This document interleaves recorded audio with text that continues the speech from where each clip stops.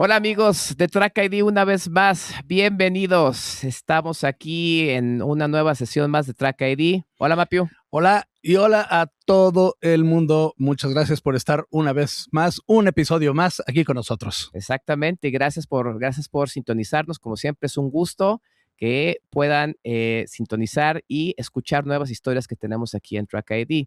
Mapiu, cuéntanos qué sigue hoy. Bueno, yo creo que todos o la mayoría estamos muy a la expectativa de nuestro invitado del día de hoy, porque ha sido una personalidad que literal fue catapultada por los medios. Exactamente, es catapultada y muy importante, es un invitado que ha estado creciendo dentro del mundo del progressive y sus tracks están en los USBs de todos los big DJs del planeta. A mí me impacta, o sea, que ha subido, o sea, literal como un cohete, o sea, entonces yo creo que esto no es coincidencia, yo creo que se trata de gente que trabaja fuerte, gente que cree en su chamba y por atrás artistas muy consolidados que ven gran potencial en nuestro invitado. Así es, como diríamos, es un rising star. Y welcome, my friend Lloyd Barwood. What's up, Lloyd? Welcome to TRKID. Yes. Thank you so much for having me. Excited to be here. We are so happy to have you here. As we were discussing in the Spanish intro, you've been rising like a rocket throughout the progressive scene. Oh, yeah. From the initial tracks and from that video that we'll comment later with you playing with Sasha and you're hanging out with Danny Howell, with everybody on the big progressive scene guys. It's so great to see that somebody is rising, it's networking correctly and rising in the ranks so fast, and it's a great pleasure for us to have you here and tell us your story and how are you doing this. So great to have you here at TRKID. Thank you. I'm excited. I've watched obviously lots of your interviews and excited to be a part of it. By the way, I like your record collection on the back. You have one of the Dickweeds. You have Edron Dagger. The Edron Dagger, yeah. I cannot see the other ones. Yeah, one of my favorite all-timer. So the Edron Dagger, I got that signed by Sasha when I went to watch one of his Da Vinci Genius. He did like a cinematic score, so I got that signed. Underneath that, I've got the Madonna Ray of Light remix from him and BT. Cool. That's amazing. That's a great one. And then I've got a vinyl sleeve of my record Chain of Thoughts, which came out on Last Night on Earth, which is Sasha's label. Okay. And then Way Out West, Mind Circus. Mind Circus. I love that one. Which I love that. I used to close. That's the one that had the funk investigation mix. I used to play that to death. I really used to play a lot of Mind Circus. Almost, I think most of the times when I was closing my sets. Yeah, a great tune. It's such a good record. Anything Way Out West does is... Yeah, that's right. The housey one. The housey remix is excellent. So first things first. Okay. Tell us, please, about how you start. You look, well, you are so young. How old are you? And how you start... what was the first spark that make you start on this music business? So I'm 31 at the moment. I look younger than what I actually am, but I am still young, I guess, for the progressive scene. So I got into house music when I was like 18, 19, but it was more like classic house, tech house, people like Jamie Jones, Mayor Jane Coles, people like that. And then I was into that for maybe 4 or 5 years, and I was DJing, just very in a relaxed fashion. And then I say maybe it's like back in 2017, I went to a festival in the UK called Social Festival, and I went into the main room, and there are these like 2 DJs playing, and the whole room was just electric. The atmosphere was just like nothing I've ever experienced.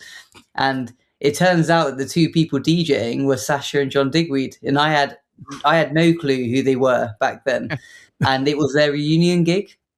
So they didn't play for a while, I believe, and then they came back and started playing together. And this was one of their first gigs they had after coming back. And I was like blown away by this music, which I've never heard before.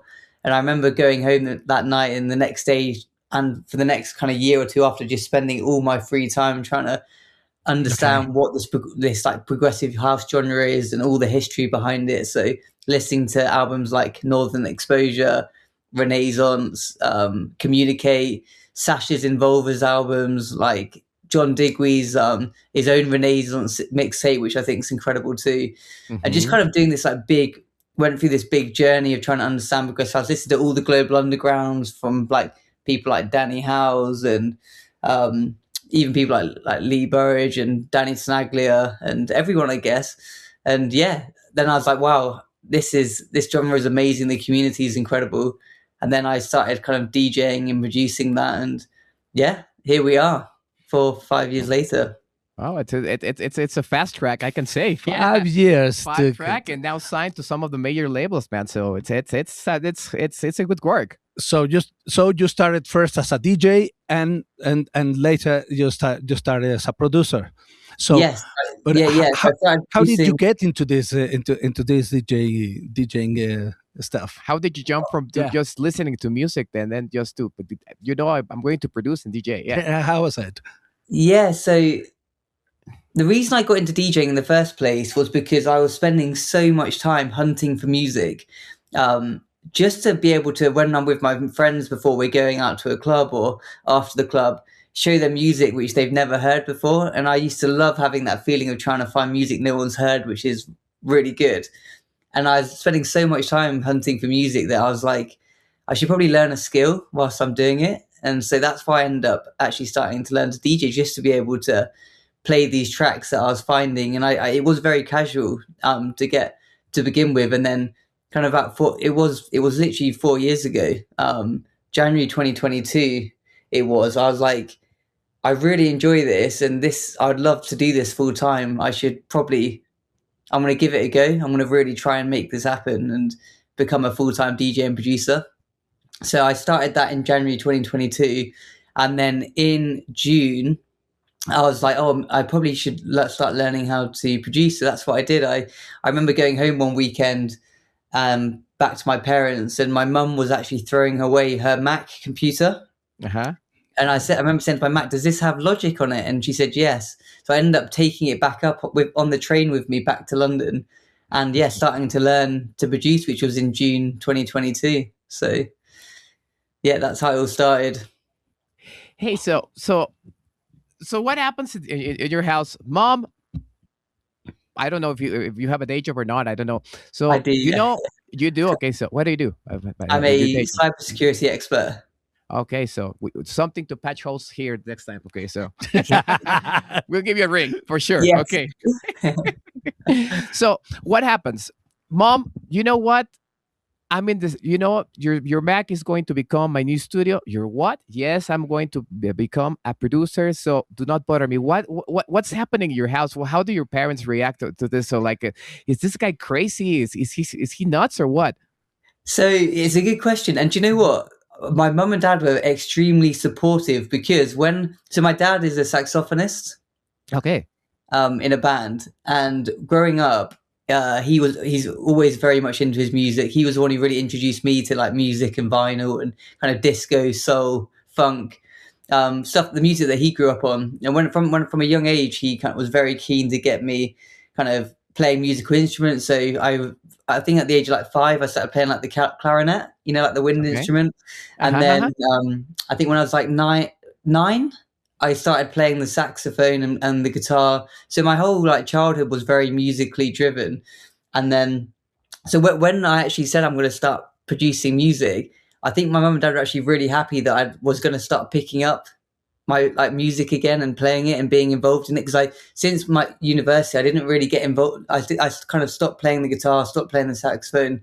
And this kind of interest re-sparked my love for like music, and I think they're actually really pleased for me to be getting back involved with it. Was it hard to get into the keyboard? Into the keyboard? To learn to play the keyboard. Oh yeah, it was, and because it's so obviously compared to wind instruments, it's so different because you don't play chords in wind instruments, and obviously on the guitar, which I used to play, I used to just play from ear. So, but then obviously going then to learn how to play the keyboard is a big change. So yeah, it did take some time to get the hang of it, but at the end of the day, I guess music theory is the same, isn't it? No matter what instrument you play. So it was like so helpful having. Because I'm classically trained and I used to do jazz too, so I can read music and I can write music, and so that obviously really helped with then the producing.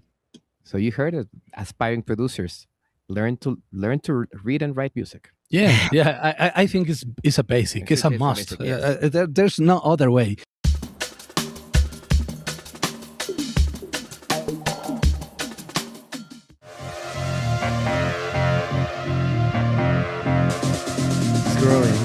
It's going up.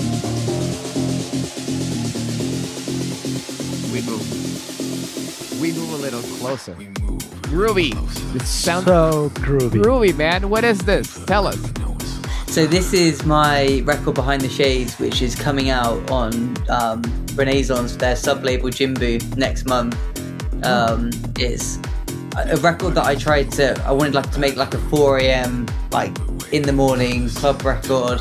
I actually started off with the bass line in this one and created like this really like deep, dark, growling bass on my Prophet, and then obviously built the track around that, found these incredible vocals, put lots of effects on them, and yeah, created this like 4 a.m.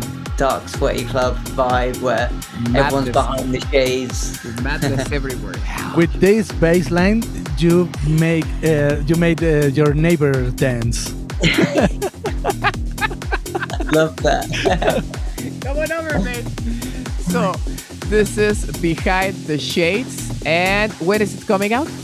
Coming out in April, middle of April. Not the exact day. I think it's the 17th. Perfect. So coming out on Renaissance sub-label, and you heard it first here on TRKID Mexico.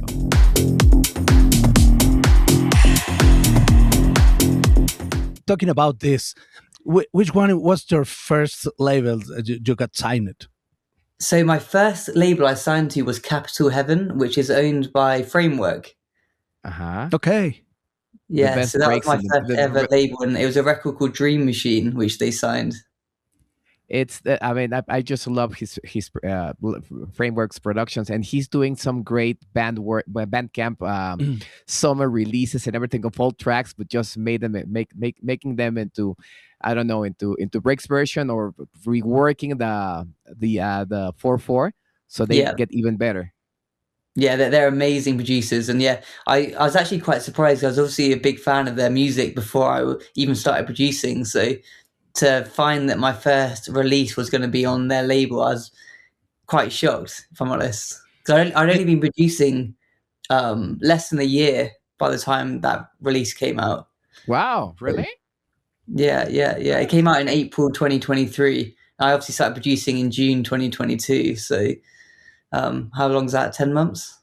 That's like 20, 30 months? Yeah, right, yeah. No, 10 months, June 22 to April 23. Yeah, it's around, it's 2 years. At what age? That was that when you had your first track, yeah. What age was I? Well, it was 3 years ago, so I was 28. Nice. Okay. This is great. Yeah. Really, really, really, really nice. And yeah. Exactly. But what do you felt when you saw your email inviting you to sign a contract with that label?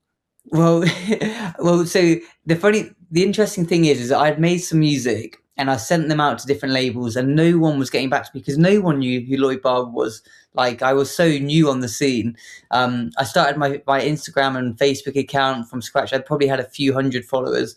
So that no one was listening to my music. And a friend of mine, well, I actually reached out to, I heard this song by a group called Maya, and they do some amazing music if you've not heard of them. And their release came out one day, and I thought, do you know what? I'm going to send them a message on Instagram and just say, look, this is an amazing track. You should be so proud that you made this. And the person in Maya, John, he's called, he said, oh, thanks for the message. Really appreciate it. Can I give you a call? So he gave me a call and he's been producing for years. And he said that he actually really likes what I'm doing from a DJ standpoint, and asked me to send across some music to him. And he goes, I really like this record. Okay. I'm friends with Alec and Darren from Framework. Do you mind if I send your music to them? And I was like, yes, please do. Yes, so, do it. Yeah, that was on a Saturday morning. And then on the Saturday evening, I get a phone call from this person, John. And he goes, are you sat down? I've got some great news for you. They want to sign your music. He said, pour yourself a drink. And that's what I did. I was jumping around the front room. I was like, I've signed my first record. I went straight into the kitchen, poured myself a drink, and I celebrated with my my fiance. Right. Oh, so congratulations, your fiance. Great, man. Great to hear that. Hey, and I mean, this is the start of your story. Okay, this is the start of Lloyd's story. So I think what would really draws on into US, how of course one of those things is talent. I mean, you cannot go anywhere if you don't have talent. So it's obvious that you have. We heard your tracks, we heard your mixes, and they're really great. Yesterday I was listening to the Balance Mix, the podcast that you did, which is 2 hours. It is super groovy. It's there. It moves it. You pick it up and then you keep it and then you pick it up again. I really love that mix. I was telling Matthew this morning right now. But how are you doing, or how is this noise about Lloyd getting picked up by everywhere, and how are you networking with all the big guys? How, are you getting help? Are you doing it by yourself? Who are your allies? Can you tell us? Because this is something that helps a lot of our viewers, because a lot of viewers say, how I'm going to make it in this world if I don't have the connections? But like you're saying, you started producing 3 years ago, years ago, and now you're networking with everybody. So how are you doing this? And do you know what? It's a very good question. And the reason I think I've done it and I've managed to do it well, and because I don't really, even though it is networking, like you say, it's building the right connections, it's kind of happened quite organically, because I spend a lot of my time on dance floors, and I have done over the years. You won't ever really find me in the DJ booth or the VIP. I'll always be on the dance floor having a good time. And that's how I got to know a lot of these DJs, was literally because I was at their events having a good time. And the first DJ I actually got to meet was Steve Parry. He was obviously on your show, yeah. And the way that I had met him previously at a Celador gig in London, and I started throwing my own events with my friend, and we said, well, let's get our first guest in. Let's get Steve Parry in. So we did. And that was like a start of a friendship with him. And then through Steve, I got to meet Dave Seaman, Danny Howes, who obviously is very close to them too and has released on Celador. And they have been like so supportive of chat and championing me, and like really helping me along, which has been great. And then, I guess over time, I've just managed to meet different big DJs, obviously people like Sasha, who are they're just so high up, aren't they? I was like, how am I ever going to get to meet Sasha properly or release on his music? And the way that I actually ended up getting on his label and getting to know, meet him and get to know him better is because Steve Parry actually sent my unreleased music to him, and he ended up playing Chain of Thoughts at Balance Croatia. And then he reached out to me, and then since then we managed to like start building a bit of relationship and sending music over to him. So I think if I was to give advice to people, and when people do ask me that same question, I always say, well, try to sit less of trying to network and build connections to benefit you. Try and get yourself out there, be on the dance floor, be in the right places at the right time, put yourself in a position to be lucky and meet those people, and show that you're invested in them and the scene for them and for the scene, rather than just to benefit yourself. And I think that, that's what's helped, like what's worked for me. Wow. Yeah, I mean, this is this doing the right thing at the right moment with the right just persons. pulling the right thread correctly. Yeah, Definitely, man. absolutely. Definitely. Wow, I'm still like frozen. Well, but also you live in the UK, so it's oh let's invite Steve Parry or somebody which lives like 5 blocks away from my place. That was yeah. But I think he is a complete artist from the dance floor till the DJ booth. You know, the production, because yeah. he started doing his own parties and everything, and it's really important. I don't know who else said it. I think it was Dave. I don't remember. You always had to show up and support your fellow DJ. So it's really important. So that's a plus. Yeah, a plus. A really plus. Totally. Yeah. And I think, and another advice I always give out is that, because when I first started DJing, like I said, no one knew who I was. People aren't going to book you if you can't sell tickets, unfortunately.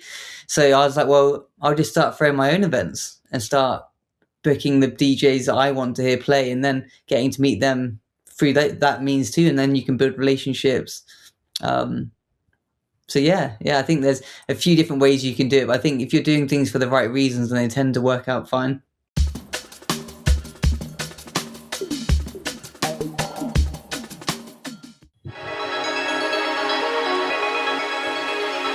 Dreamy.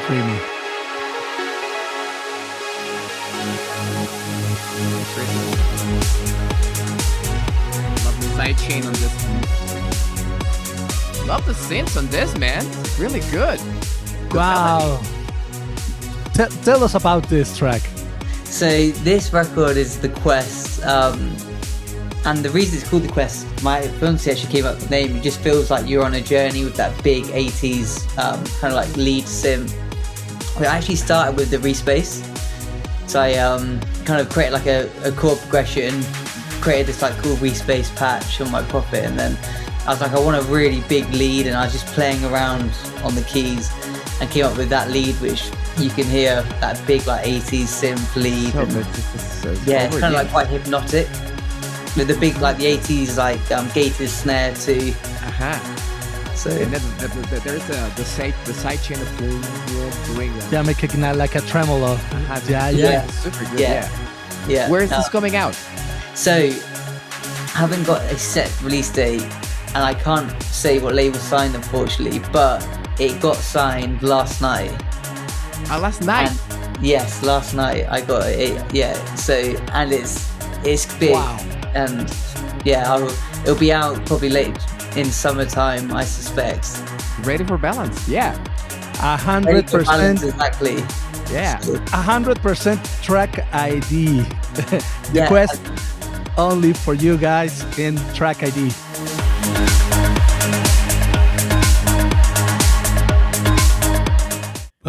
Working personally with the people, with the crowd, you invite to your parties, people following you to all your gigs and everything. But how you have to manage your socials? My social media. So that is so everything you see, like my social media, getting booked for gigs. I don't have any team or anything. I am the team at the moment. I have some great support around me, which is wonderful. Mm-hmm.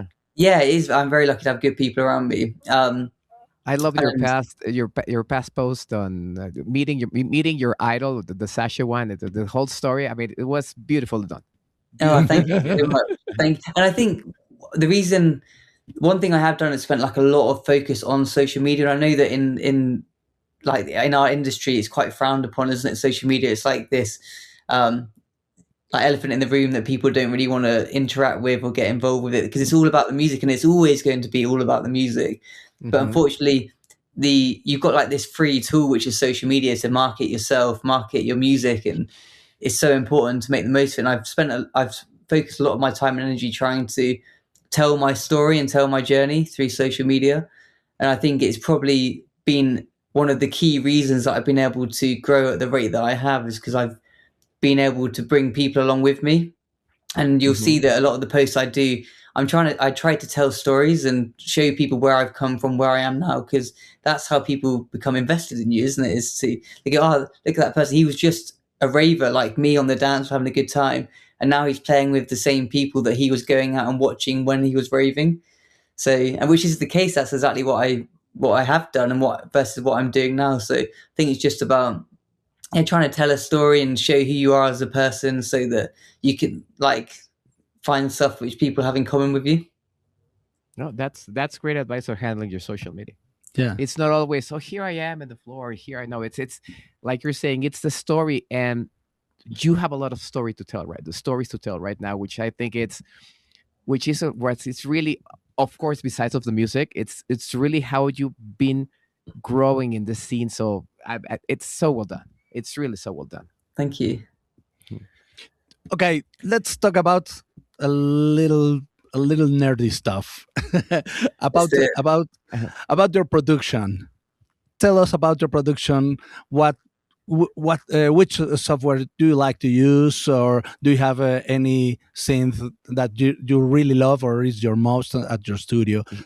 Tell us about it. He's the nerd in the production. Yeah, sorry, I love it. I could talk about but this. I love it. I mean, I know some, but he is the nerd. He's the resonance guy. Yeah. I really love get into this because it's like it's an intimate part of a producer. So that's why I'm asking this. No, it's a great question. It's a really good question. So I produce in Logic Pro. The only reason I chose Logic Pro is because that's what my mum's Mac had when I got given it. I love Logic Pro. I don't think I'd change. I just love how it looks. I love how it feels. I think I'll stay with that probably forever. And then in terms of like software, so I've only got one hardware synth, which is a Prophet Rev 2, which I have here in the studio, which I think is quite versatile. You can really get some good deep bass lines with it and some rich pads, because it's obviously got analog filters in it, which is cool. Mm-hmm. So that's my only hardware synth. So I use that, and then apart from that, I really work in the box. So I use lots of plugins within there. Stuff like Serum, Diva for Sims. And I have this really great synth that I love to use, which is an emulation of the Virus. Okay. Uh-huh. Yeah. So the old synth, which I think Sasha used it on Expander. Yes. The Virus synth. So yeah, I have an emulation of that, which is really cool, and you can get some really cool sounds in that. So yeah, that's kind of how I use it.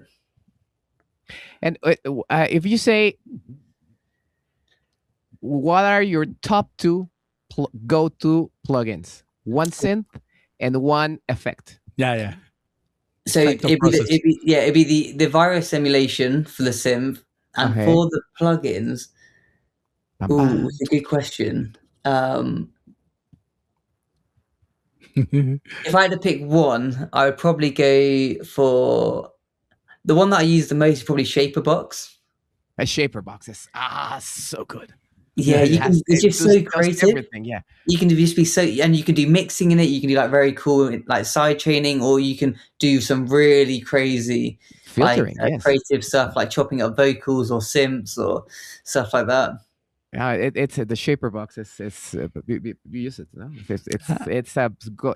I'm not sure if I think it's the last plugin that I got. I had the last plugin that I got, and I mean just looking at it, and you can choose how to modulate. You can modulate in a crazy way, in a super crazy way. So I will try it. I will try it, definitely. Yeah, it's good. I recommend it. If not, another good plugin which I like to use is Portal. You heard of Portal? That's like a really cool plugin where you can do lots of there's like some granular synthesis. It like does loads of really crazy effects, and rather than kind of bringing like FX samples from like Splice or Loop Cloud, you can literally run like all of your synths through this Portal on your aux channel, and then just print it all out and then chop it up, and then you get like really organic effects in ear candy, which is actually created from your original material, which is quite cool and makes it feel cohesive with the record. And what about mixing and mastering stuff? Do you realize that, or you have a special engineer for your mixing and mastering stuff? So how I tend to do it is I will produce the track, I will mix and master it myself to be able to play out. I'll then play it out, test it. But I can then tweak the production, tweak the mix, and then because I don't have any sound treatment in this room, I normally mix in headphones, which is great, but in order to really get that low end feeling tight, I do struggle at times to really dial it in. So what I then normally do is mix it on my behalf and then send it to like a master engineer for like a stem mix and master. So I'll normally give them just my buses, so like kick, bass, drums, music, vocals, and effects, and then at least then they can really dial in the elements on their proper sound treated room with their good system to get the most out of the record. And without a sound treatment, do you have any troubles with your neighbors? Oh, well, do you know what? This is my next door neighbor's bedroom right here. So, so I literally 95% of the time I'm mixing in my head. I'm DJing or like producing or mixing in my headphones. But yeah, it's not ideal. I think as soon as I move out of London, I'll make sure I get an extra spare room to make a proper studio. Just as a sound buffer, yeah. So the sound won't leak at all. I really hope that your neighbor is a big fan of you. He's a big fan. So. Yeah.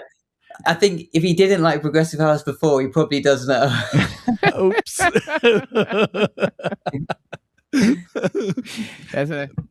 Can I come in? Are you producing? Yeah, can I have some mates over? And so we can listen and come on. Some pints and everything. So come on over, yeah.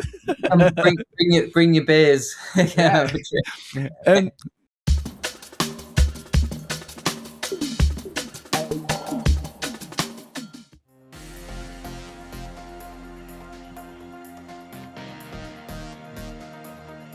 Groovy build-up, okay.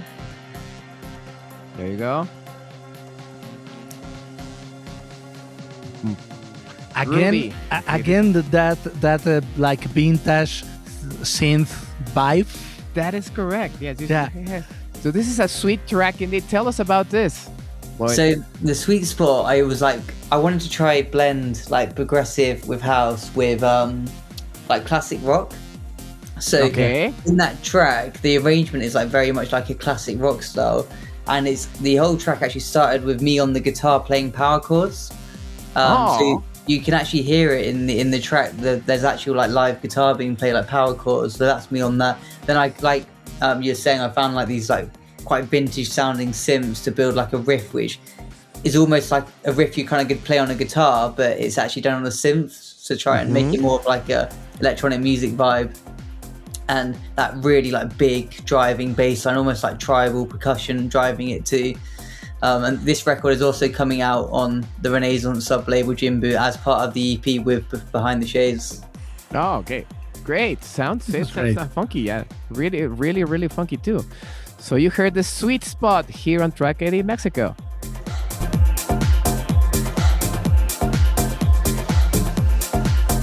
And when you're about to start a production, or you're about to start mixing a podcast or something, when you're starting at your studio, do you have any ritual for when you're going to start working? Start working on what? Sorry, can you repeat that? When you're about to start at your studio, do you have any ritual or Kabbalah or something that you really like to do? No, I don't really, if I'm honest. No, I don't. I say I just normally, because obviously, as you know, like producing, sometimes the creativity just doesn't flow. Like you'll sit down and I'll sit down all evening and nothing will happen. And I haven't really found anything that works for me that either helps that or doesn't help it. So I kind of just put myself in a situation just to sit down and try and make music. And sometimes it's great. Other times I go to bed disappointed. Light some voodoo candles or something. Yeah, inspiration. Oh, yeah. To be fair, sometimes having like some nice mood lighting can help get you in like that more of a club mindset. Yeah. Same happened to me. Yeah. Well, how about you? What do you do? Well, this guy, he disconnects. He could pass like 5 days and nobody will know what he's doing or what happened with him. So he's producing. It's Matthew, the whole country's in flames. Speak up. I'm producing. Well, it's because when you are working on the day, the phone, the socials, notifications, and everything, it really takes a lot of time. And when you are trying to get concentrated in your workflow, and the phone is still ringing and ringing. It's sorry guys, but it's a pain in the ass. And It is. that's why I really love to work by night, because there is no sound. You can turn the lights off and really get concentrated 100%. Yes, And getting that flow state. And Yeah. that night and day and afternoon. Okay, sorry. Well. Hey Lloyd, so now that you're producing, you're DJing, do you get the same joy? Do you get the same feeling doing both things, or there is something that gives you more pleasure? The producing gives you the extra oomph, or DJing, or just stepping into the dance floor and getting lost there and just listening to great tunes. What gets your juices? What gives you the better feeling? So I wouldn't say I have a preference, because for me they're very different feelings. I really enjoy like being locked in by myself in the studio in that flow state. I have nothing else outside of that studio. I don't care about anything outside that studio. I'm just locked in making music. For me, that's like kind of quite can be like quite meditative at times, and can allow me to really release any stress and just get locked into the music, which I love, and definitely is an enjoyment I get, but it's very different to DJing. Obviously, when you're in that DJ booth and you're playing a set and you're taking the crowd on a journey, and the crowd are with you, and you're like really lost and you're locked into that mix, and seeing the reaction of playing your music to the crowd and the reaction they're giving back energizes you more. That's also an extremely special feeling. So yeah, wouldn't say I have a preference, but I think both of them provide me with equal amounts of joy, but in very different ways. Mm-hmm. Oh, great. Yeah. I mean, one, you're taking everybody in a journey, and then you're preparing tunes to get people on a journey. So it's a two-way street, I guess. Yeah, It's a perfect two-way absolutely. street. And I need to ask this, because I consider myself as one of the biggest fans of Sasha, and all And him. his of course, Me. because because for example, Last Night on Earth is such a great Massive. label. Yeah, it's massive. How was it? How was signing on Last Night on Earth? The best feeling ever. Honestly, yeah. It was. I'm really jealous about this. Yeah, it was like, even you can see here, I got like a poster of Sasha. That's him, the Space Ibiza, sat on the roof Okay. of Space. And like, Sasha is my biggest influence. Like, if there's one DJ I would want to see for the rest of my time, it'd be him. So then to find out that he played my music at Balance was just a feeling I can't explain. It was just overwhelming. And then to receive a message from him saying, "Hey mate, reach out to me on this email address. Let's talk about signing some music." I don't know if you saw the video, but this was on the last day of Balance. I received that. And I just broke out in tears on the dance floor. I was just crying. I was like, this is literally the moment I've dreamt of ever since I started this journey. So then to see my record, Chain of Thoughts, on with that artwork and my name on that artwork, it's amazing. Congratulations, man. Yeah, I mean, absolutely. I know it must feel amazing. I mean, having your idol that says, "Come on over to the label and release some music with me." That's your principal inspiration, playing your music, supporting your music, and everything. I don't know.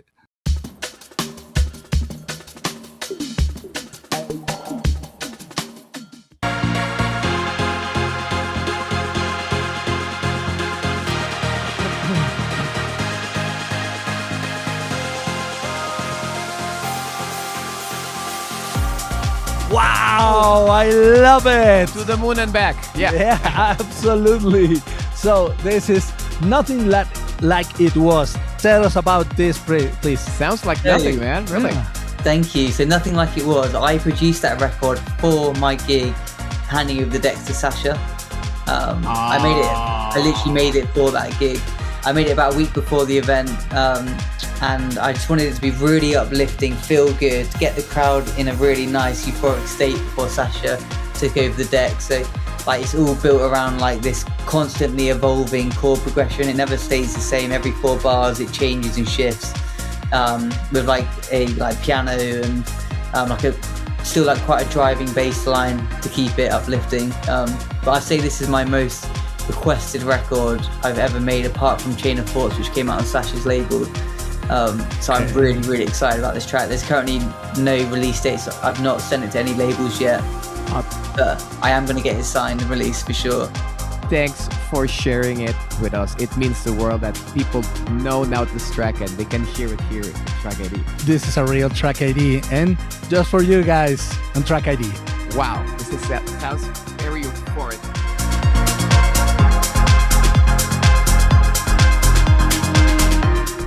Speaking of that, Okay. Our guest is saying that he likes to tell the stories via his socials, and there is a great moment of you. Yes.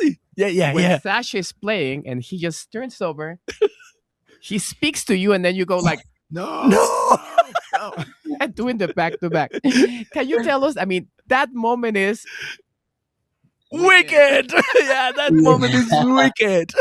Yeah, this is great. I love it, honestly. Tell us about that moment. I mean, I just love that video. Yeah, we all. So that obviously was in Liverpool last month when I got asked I got booked to DJ and hand over the decks to Sasha, which for me was a huge thing. Like I put in so much preparation for that gig because I was like, it has to be perfect. I'm handing over the decks to Sasha.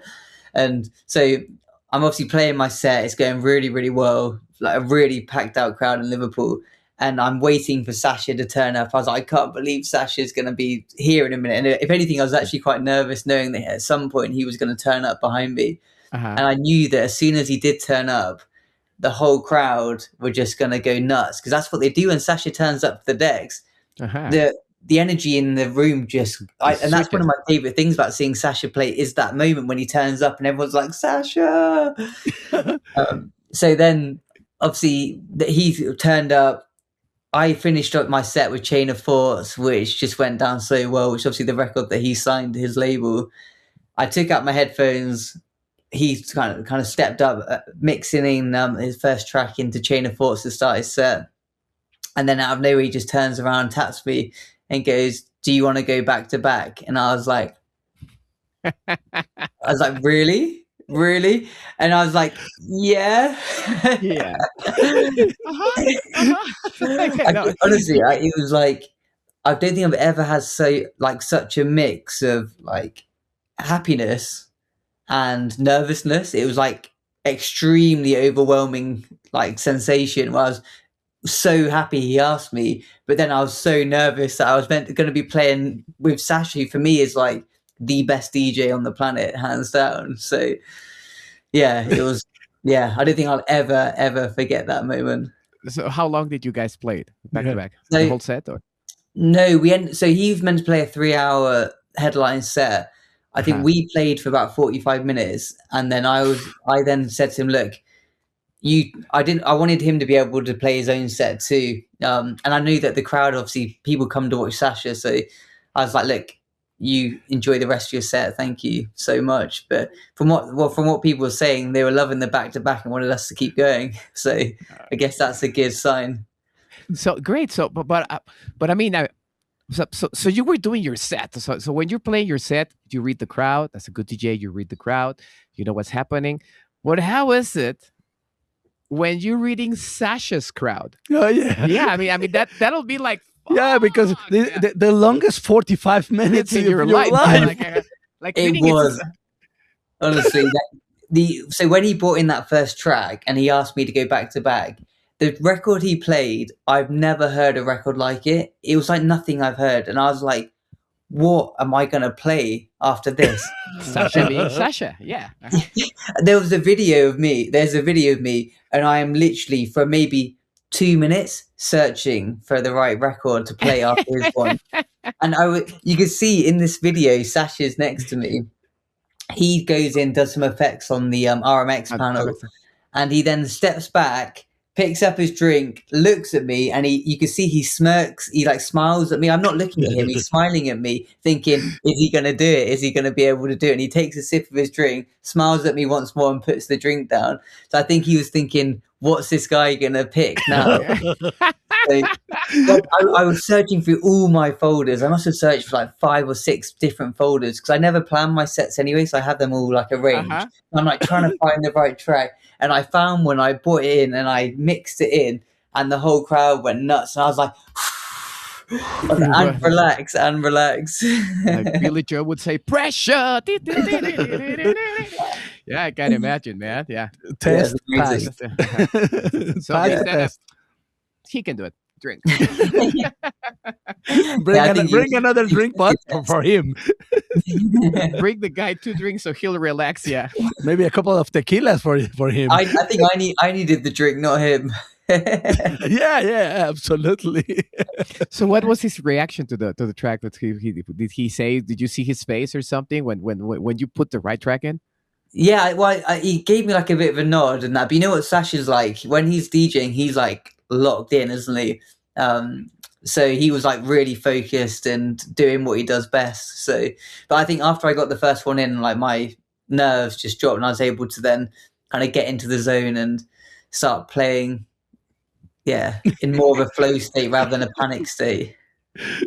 I just love that. When I saw that video, man, that's just what we were doing. We were discussing about interviewing you and everything, and we started to talk. I said, "This is going into the interview, no matter what."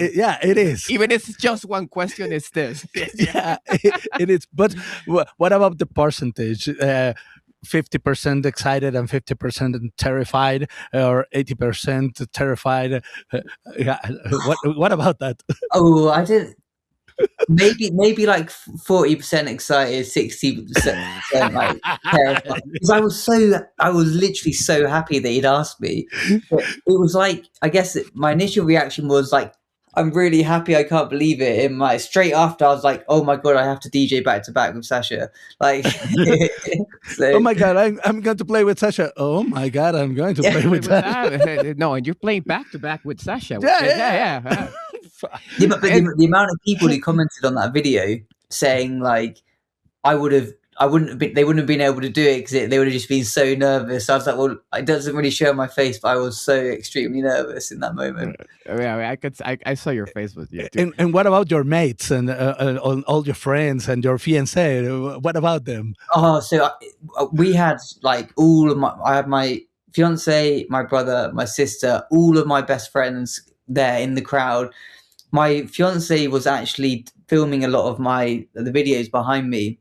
Mm-hmm. She was crying. My sister, my brother, and a few of my friends had tears in their eyes. And then I looked to my right, and I had my brother and sister-in-law were there, and they both had tears in their eyes because they obviously know how much Sasha means to me and how much this means to me. So I think it was a really special feeling. It was wow, yeah, best day ever.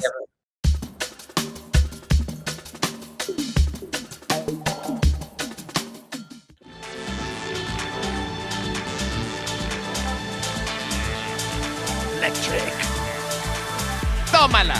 Electric, chunky, punchy. Whoa. Punchy. What? Oh my! Engaging, man. What is this? So this is a collaboration between myself and Medway.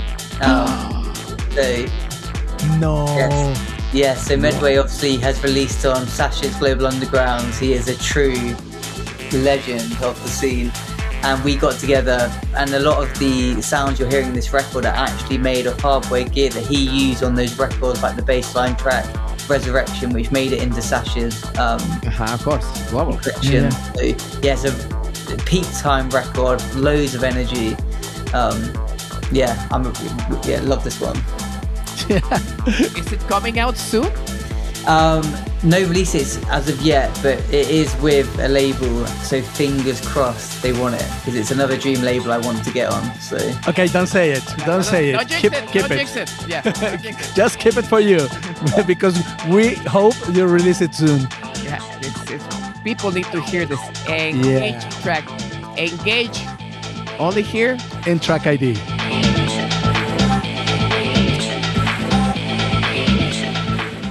And have you done any other have you done any other back-to-backs as important as this? Have you played with any other like big? not big to that. guns? No. No. I don't know. I don't know if it gets any bigger than that. Does it? Than Yeah. Sasha? With the other one's Digweed, of course. Yeah. Oh, the Digweed, of course. Yeah, The yeah. next one is going. Yeah, I'm sure it's gonna happen quite soon. soon. If you keep it up, man. Yeah, Keep it yeah, up. keep it. It's gonna I'd happen. love to maybe one day do like a proper back-to-back with Sasha. Would be really cool. Well, Great. Like a planned one. yeah, and talking about big names, tell us and the audience about your main influences from producers and DJs. Your influences. So obviously, my number one is Sasha, as we've spoke about. Apart from Sasha, I would say from like a DJ perspective, I really love Danny House. Yeah, That guy, classy, so yeah, classy. yeah. The way that I love how he's obviously people class him as like progressive, but the way that he like blends house with like even some disco elements, and then with progressive too, to create this like such a cohesive, fun, classy set. That for me is really inspiring. So like I love watching Danny play. He's a legend. Obviously you got John Digweed too, a bit on the like more on the darker side, but I also enjoy that at times, even though I more enjoy like the more melodic stuff. But when John gets locked in and he's like playing one of those dark deep sets, that's pretty amazing. And then in terms of like other influences, probably a lot from like my past of like listening to a lot of soul and disco and funk music too.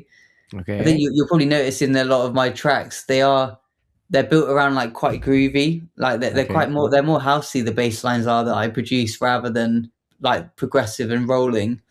But yeah. And what about? Do you have in your mind some pieces of music that changed your life, and when you heard it the first time, you heard like, this is it. Oh, pieces of so.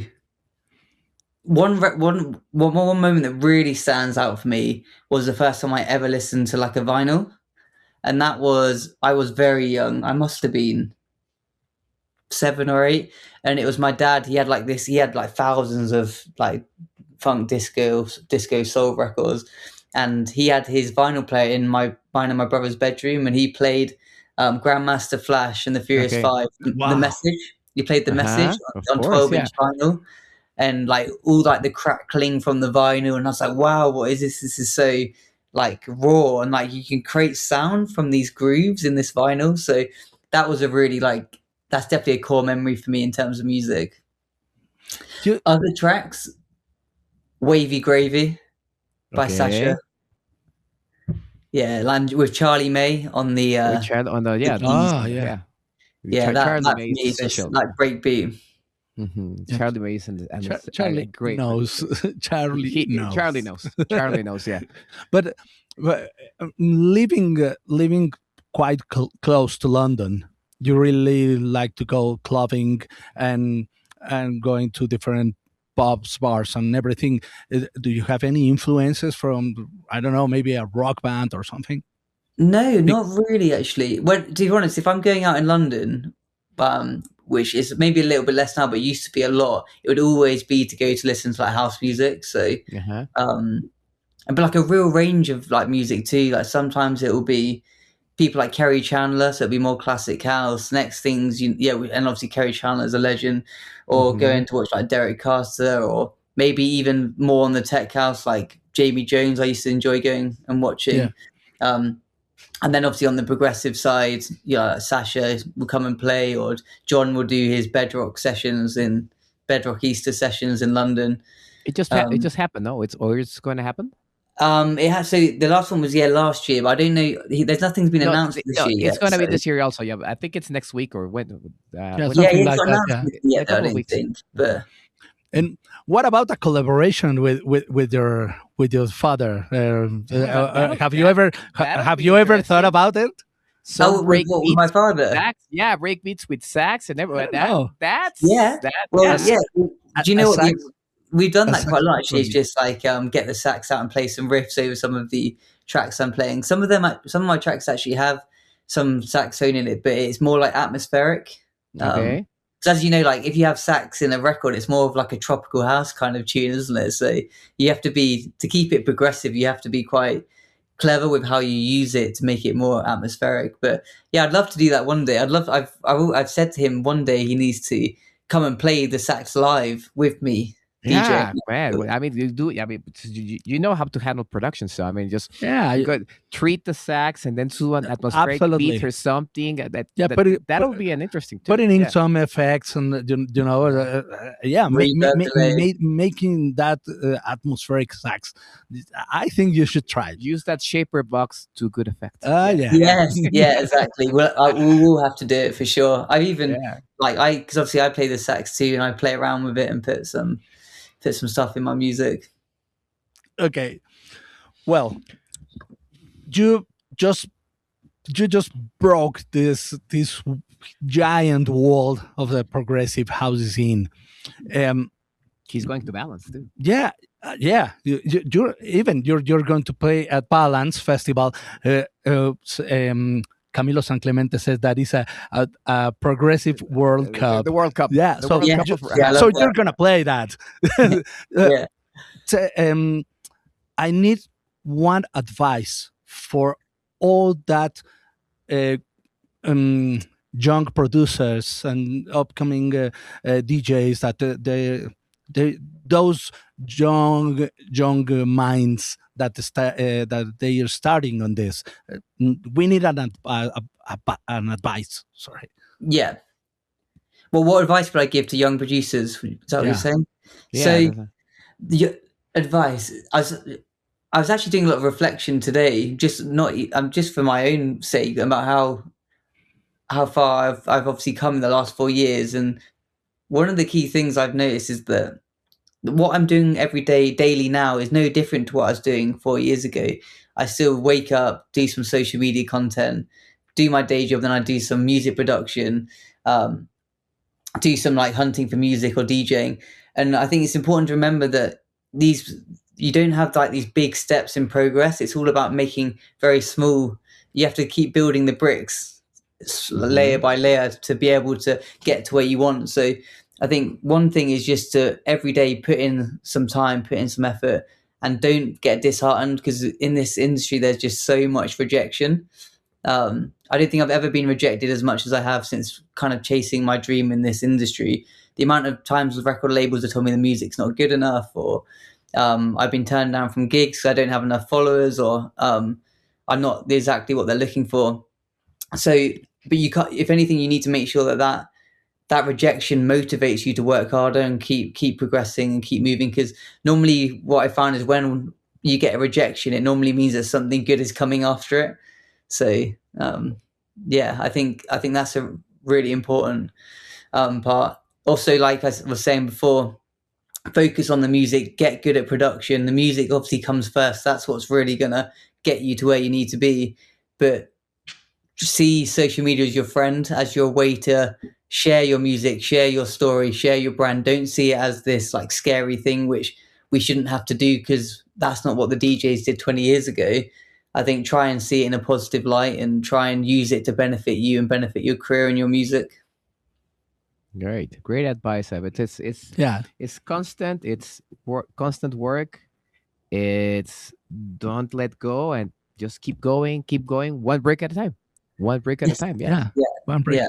And how do you handle your everyday life? I mean, you're patching holes in security, and the next moment you're patching your tune through the master bus. How do you cope with this? How do you avoid burnout? I mean, it's just like too many viruses and too many mixed buses. How do you handle it? I love that analogy, by the way. I have to admit, Good analogy. yeah, that's great.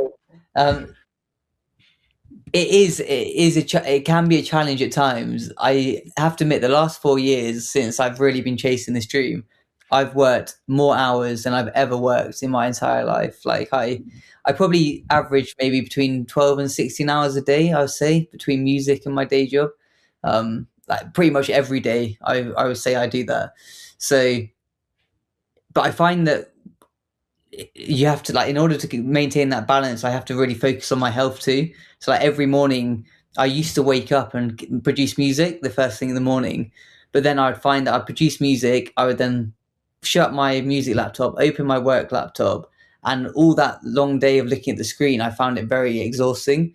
So like now I wake up, I hit the gym, I don't look at my screen, I hit the gym, I keep fit, I come back, have a good breakfast, I then do some social media content, I then work my day job, and then after work, I go for a walk, have a break from the screen, and then do my music. And I pretty much do that every single day. I follow that routine. And I feel like that structure and that routine has allowed me to keep working at that rate that I need to work at without being burnt out. Great. Well, DJ, producer, day job, and fiancé. Yeah, he has You to do- need to order to move Nelson from the Nelson's column in Trafalgar Square to put your fiancé on it. Yeah, you know what? My fiance is a really important part of the equation, to be honest, because she is so supportive of me doing this, and the amount of times that she will cook dinner for us so that I can work on the music, or she'll take more ownership over certain things to allow me to really focus on chase my dream, and that makes such a big difference. So yeah, I'm very lucky to have her, for Yeah, sure. so what's her name? Sorry, Kayla.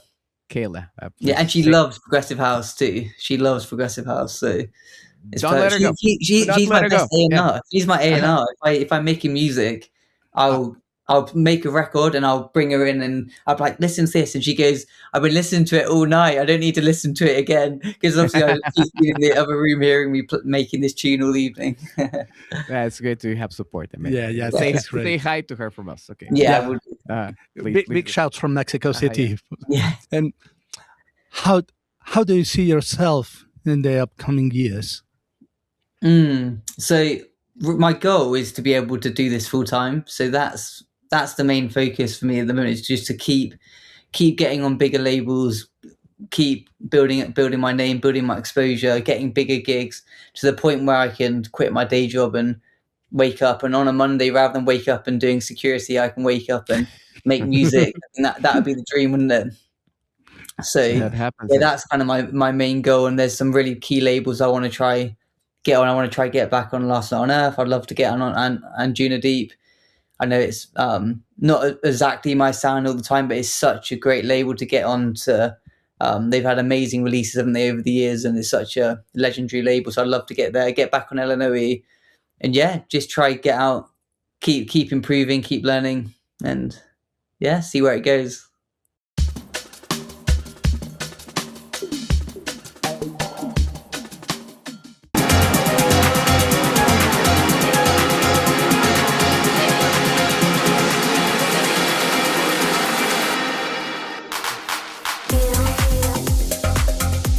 Can you feel the rhythm? You can feel the groove, man. Can you feel the rhythm? Come on, tell us about this. So this is another record that I've collaborated on with Medway. Come on. Yeah, it's another one. It's less peak time than Engage, but it's like a really groovy track, built around that bass line. I played this out a lot. So I played it in Liverpool with Sasha, played it in Glasgow at Skyline, and it always gets a really great reaction. So yeah, hopefully we can get this signed as an EP with this one and Engage. Fingers crossed. That's what I was gonna say. It's part of the EP. It's super groovy. Yeah. Quivery bass line. Yeah. what a groove. No, I'm out of here. I'm going to cry over there. No, come on. I can't. No. We're feeling this rhythm. We feel the rhythm. Feel the rhythm just for you. TRKID Mexico.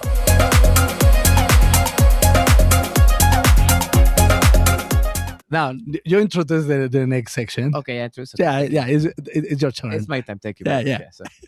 So we have this tradition here, and we'll see. We have this tradition here on TRKID when we ask our guests about, of course, important questions and everything, but there's always the nitty-gritty that gets our guests nervous. Yeah. And imagine you are stranded on a desert island and you can carry 5 records with you. Which one are they? Ooh, 5 records.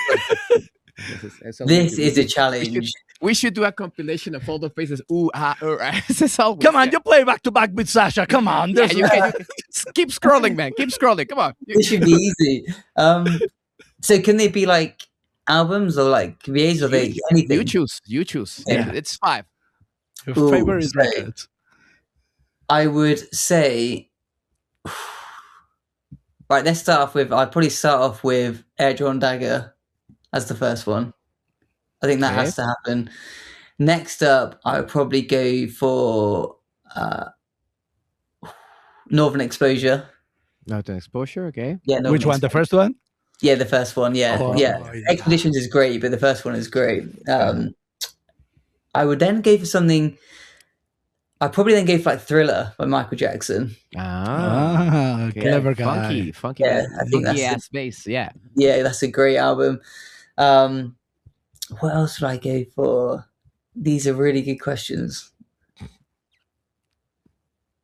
So I have there's a vinyl which I love, which is the Sasha Chuff Chuff remix of The Sound of Blackness, I'm Going All the Way. I don't know if you've heard that, but that is a fantastic remix from Sasha. This is a TRKID first, huh? Yeah. I haven't heard it. Yeah, send me the label later if you have a rip. I would love to hear it. It is such a great record. So that's another one. That's 4. So you have 4. Yes. Well, what else would I do?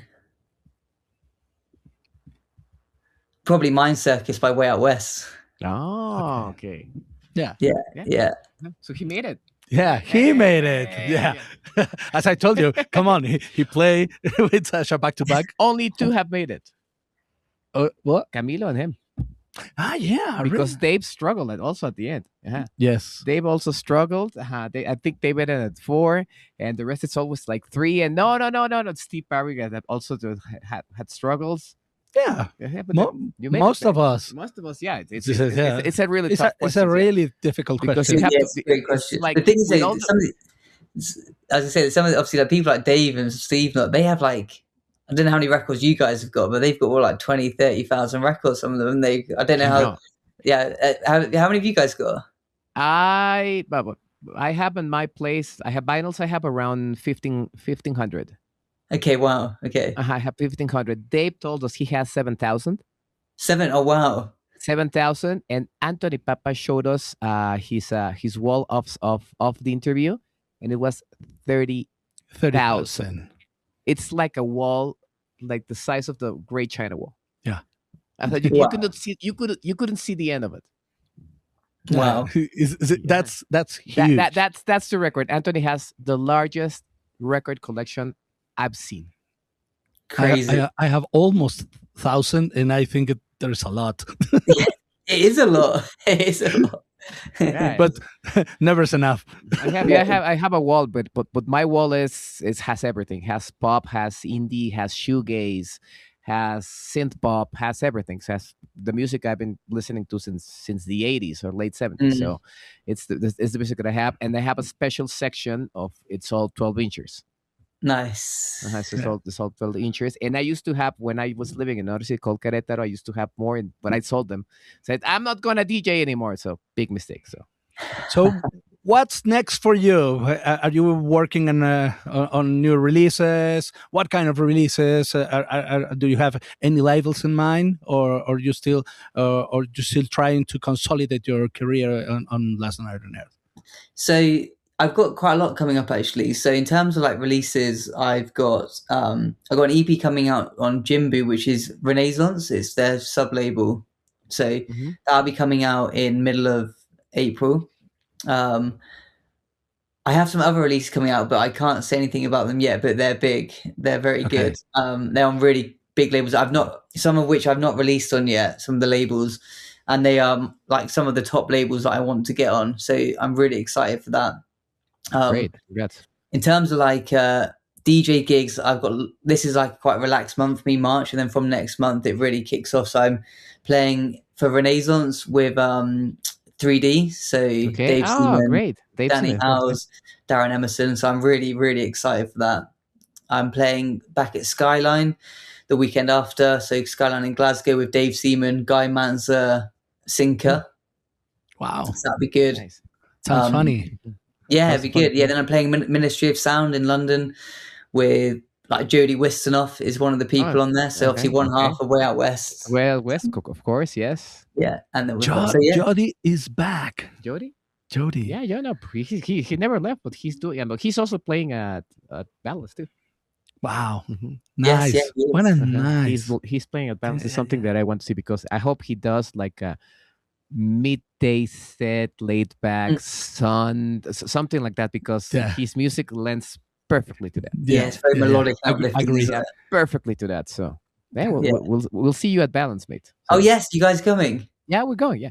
Oh, amazing. Yeah, we'll have to meet up, sure. Yeah, we'll have to hang out, and we're taking some mezcal for everybody. So we have to take several bottles because we're promising mezcal. We're gonna need like a couple of boxes, like a crate of mezcal, I guess. You'll be bringing no clothes, just mezcal. Just mezcal, and that's it. Yeah. Lloyd, help us with your socials so the people who do not follow you know where to follow you. Yep. So you can follow me at Lloyd Barwood Music across Facebook, Instagram, and TikTok. Okay, perfect. Do you use TikTok a lot?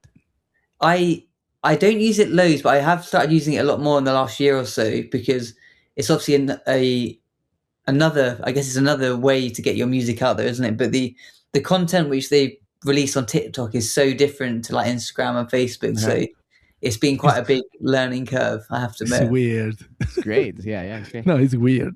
It's weird. The TikTok is weird. It can be very weird. It's weird. Or maybe it's like 20 years later for us, I guess. I don't know. Like 30. Like 30, I guess.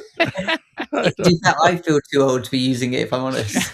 I guess it's the only thing. Because my daughter, she uses it, and all the other guys use it. But for me, it's like a maze. It's impossible to use. I've had my account, but yeah, but I do. But I don't use it quite often. But okay.